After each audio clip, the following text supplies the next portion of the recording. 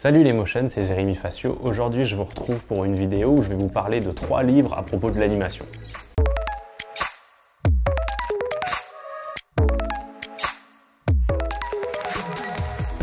Voilà, le premier livre dont je voudrais vous parler, c'est Animated Storytelling.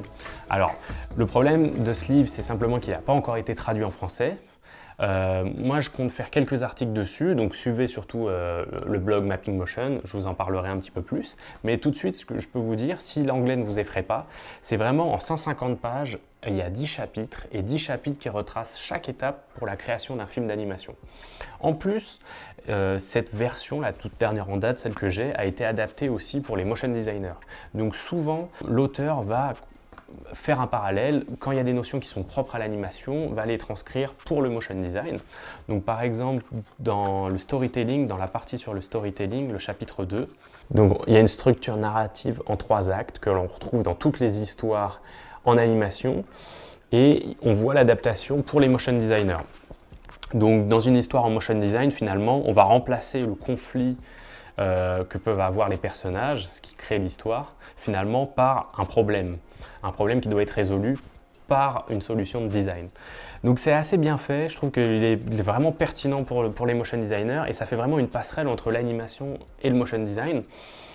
Donc voilà, donc je vais très prochainement écrire pas mal de choses dessus, essentiellement parce qu'il n'y a aucune donnée francophone dessus. C'est vraiment un super livre, donc si l'anglais vous fait pas peur, voilà, je crois qu'il coûte 30 $ US, c'est à peu près l'équivalent en euros, donc c'est un bon investissement. Un deuxième livre dont je voudrais vous parler, c'est Les fondamentaux de l'animation de Paul Wells. Donc ça, c'est aux éditions Pyramide, en français. C'est vraiment un bon livre où on va avoir tout l'historique de la création du cinéma et de l'animation. C'est vraiment bien fait, il y a des encarts qui sont beaucoup plus, on va dire, magistraux, corps magistraux. On va avoir vraiment voilà, le début des brefs historiques sur l'animation numérique.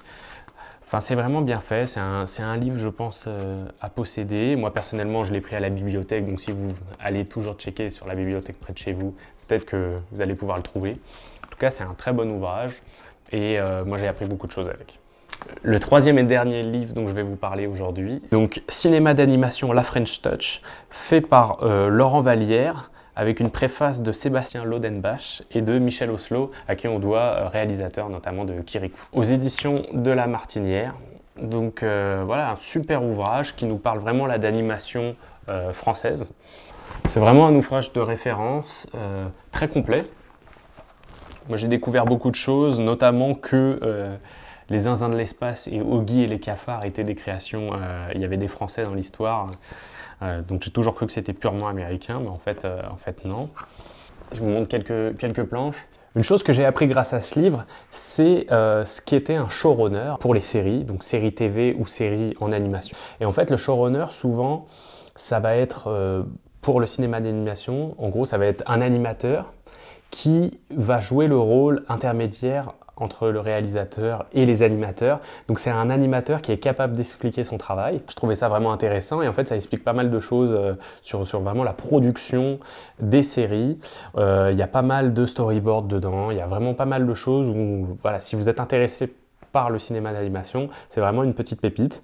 Il y a aussi, bon, on parle de beaucoup de films, ça retrace l'histoire de l'animation française, donc vous allez avoir comme ça beaucoup de références. Moi, ça me donne envie de regarder beaucoup de films. C'est parfait dans une période de confinement comme ça. Vous allez avoir beaucoup d'exemples de films à regarder, donc écoutez, voilà, c'est une recommandation. Voilà, c'est tout pour cette petite vidéo. Je voulais vous présenter ces quelques livres. Pour vous les procurer, je pense que achat sur internet, peut-être Amazon, c'est la meilleure solution. Sinon, dans quelques temps, quand vous pourrez et que les bibliothèques seront ouvertes, quand vous pourrez ressortir, n'hésitez pas à aller regarder s'ils les ont. Voilà, c'est vraiment des livres de qualité et je voulais vous partager ça. Donc je vous dis à bientôt pour une nouvelle vidéo. Ciao!